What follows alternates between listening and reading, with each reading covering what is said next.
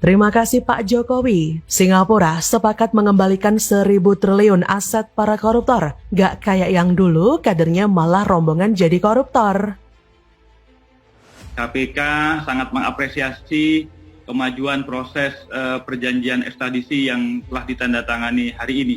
Karena sesungguhnya perjanjian ekstradisi ini sudah kita upayakan oleh bangsa Indonesia sejak tahun 98. Baru 2022 ini berhasil mencapai suatu kesepakatan. Ini merupakan titik maju ya. Dalam kaitan ini pemerintah terus mendorong segera ditetapkannya undang-undang perampasan aset tindak pidana agar penegakan hukum yang berkeadilan dapat terwujud secara profesional, transparan, dan akuntabel, dan juga sudah memiliki beberapa kerjasama internasional untuk pengembalian aset tindak pidana. Treaty on Mutual Legal Assistance sudah kita sepakati dengan Swiss dan Rusia.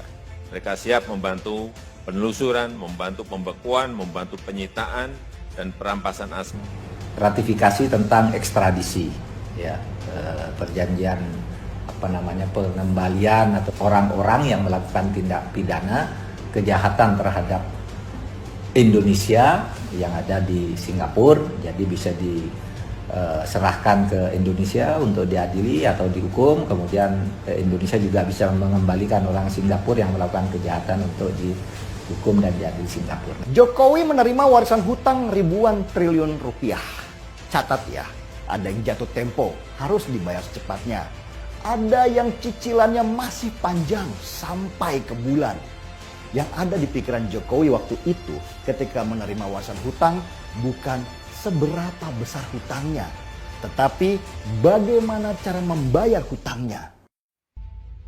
Pemerintah akan segera memproses 3 ratifikasi perjanjian antara Indonesia dan Singapura. Hal ini ditegaskan oleh Menko Polhukam Mahfud MD dalam keterangan persnya Rabu 16 Februari di kantor Kemenko Polhukam. Di dalam tata hukum negara ini, perjanjian internasional itu harus diratifikasi agar punya daya laku. Oleh sebab itu, pemerintah memutuskan akan segera memproses ratifikasi perjanjian yang harus ke DPR.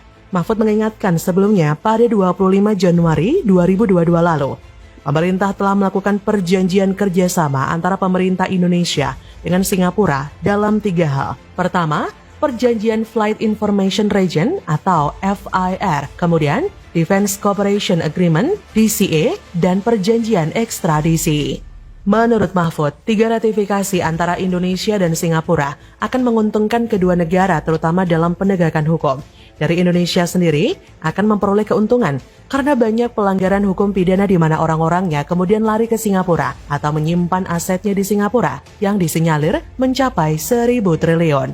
Untuk diketahui proses ratifikasi perjanjian antara Singapura dan Indonesia telah berjalan cukup lama. Pemerintah mengaku bersyukur atas terlaksananya ratifikasi di awal tahun ini. Dengan adanya ratifikasi, menurut Mahfud, kejahatan terhadap Indonesia yang ada di Singapura ataupun sebaliknya dapat segera diproses secara hukum. Jadi, kejahatan terhadap Indonesia yang ada di Singapura bisa diserahkan ke Indonesia untuk bisa diadili atau dihukum. Kemudian Indonesia juga bisa mengembalikan orang-orang Singapura yang melakukan kejahatan untuk bisa dihukum dan diadili di Singapura. Nah, terkait hal itu, pemerintah Singapura sempat marah disebut sebagai surga koruptor oleh Deputi Penindakan KPK Karyoto.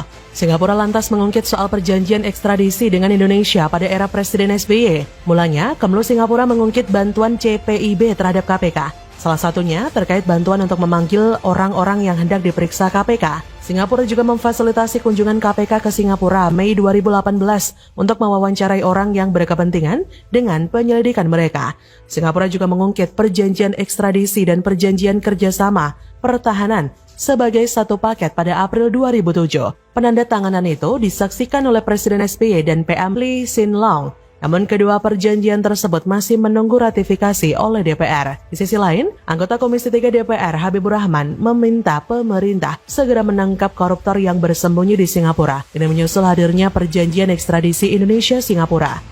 Diketahui, Menkumham Yasona Lawli menandatangani perjanjian ekstradisi dua negara yang disaksikan oleh Presiden Jokowi serta PM Singapura di Bintan, Kepulauan Riau. Ia berharap perjanjian itu tidak hanya sekedar perjanjian, melainkan harus ada tindak lanjut secara serius. Sebelumnya dalam keterangan tertulisnya, Yasona mengatakan perjanjian ekstradisi itu bermanfaat untuk mencegah dan memberantas tindak pidana yang bersifat lintas batas negara, seperti korupsi, narkotika, dan pengacauan. Yasona mengatakan perjanjian ekstradisi Indonesia-Singapura memiliki masa retroaktif berlaku surut terhitung tanggal diundangkannya selama 18 tahun ke belakang.